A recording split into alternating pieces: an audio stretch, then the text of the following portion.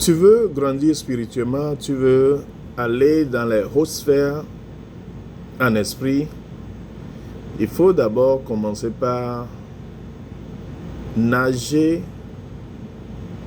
ou vivre dans l'amour de Dieu. En fait, l'amour de ton Dieu, pas ton amour pour Dieu. C'est deux choses différentes. L'amour que Dieu a pour toi est différent de l'amour que tu as pour Dieu.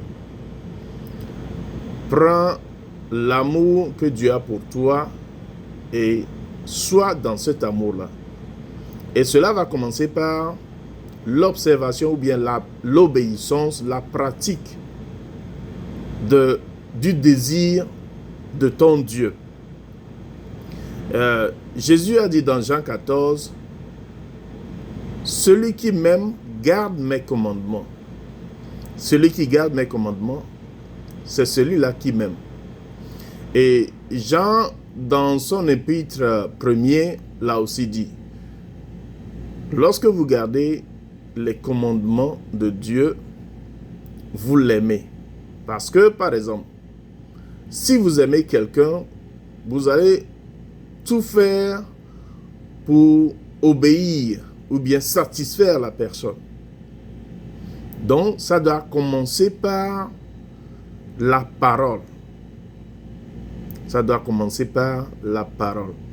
Et dans Éphésiens 4, les versets, à partir du verset 11 à 15, c'est à travers les enseignements que tu peux grandir. Enseignement de quoi? Des Écritures. Parce que les Écritures, je l'ai dit, constituent une porte d'entrée dans les sphères spirituelles. Comment est-ce que cela doit se faire? Par la méditation. Par exemple, tout le monde pratique la méditation déjà. Déjà, quand tu mets tes idées, ta pensée sur quelque chose, aller dans les profondeurs de ce qui doit arriver, de ce que, ou bien là où tu veux aller, c'est ce qu'on appelle la méditation. Ce n'est pas la méditation asiatique, je dirais. C'est une chose très simple, mais tout le monde, presque tout le monde qui vit, pratique déjà la méditation.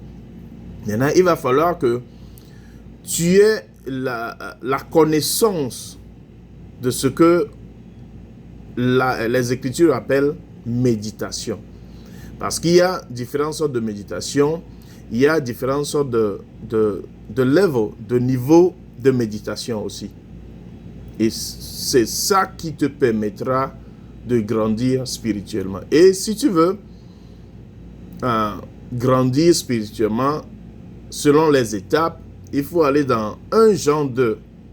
Quand tu lis 1 Jean 2, à partir du 2, verset 1, quand tu lis, tu vas rencontrer là où Jean, l'apôtre Jean, qui a énuméré les étapes là-bas. Il a parlé des petits-enfants, il a parlé des jeunes. Et il faut décrypter. Lorsqu'il a parlé de petits-enfants, quels sont les caractères qu'il a donnés? Il a parlé de jeunes. Quels sont les caractères qu'il a donnés? Adultes ou bien pères. Quels sont les caractères qu'il a donnés? C'est quand tu vois, tu fais ces diagnostics dans ta vie, tu sauras que soit tu es enfant, soit tu es jeune, ou bien tu es adulte, père dans la foi en Christ.